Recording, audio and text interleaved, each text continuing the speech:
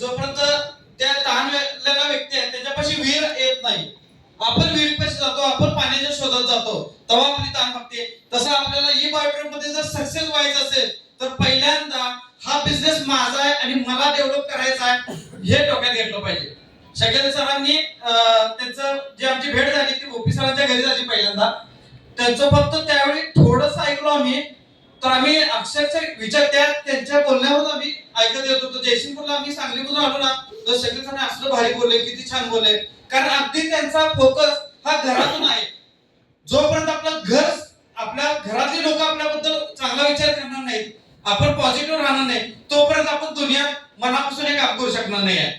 नुसतं फुकटचं स्टेजवर येऊन बोलणं करणं ह्यापेक्षा आपण स्वतःमध्ये व्यक्तिमत्व विकास आपला घडला पाहिजे, आपल्या घरातलं आपलं रिलेशन सगळ्यांशी बिल्ड केलं पाहिजे. तर या पद्धतीनं शकील सरांनी खूप छान सुंदर अशा पद्धतीनं अगदी आतापर्यंत आम्हाला असं मोटिवेशन आपल्या ग्रुपमध्ये कोणीतरी पाहिजे होतं की आपला हक्काचा माणूस आज आपल्याला मिळालेला आहे, तर त्याचा किती फायदा करून घ्यायचा आहे आपल्या हातात आहे. ठीक आहे, धन्यवाद.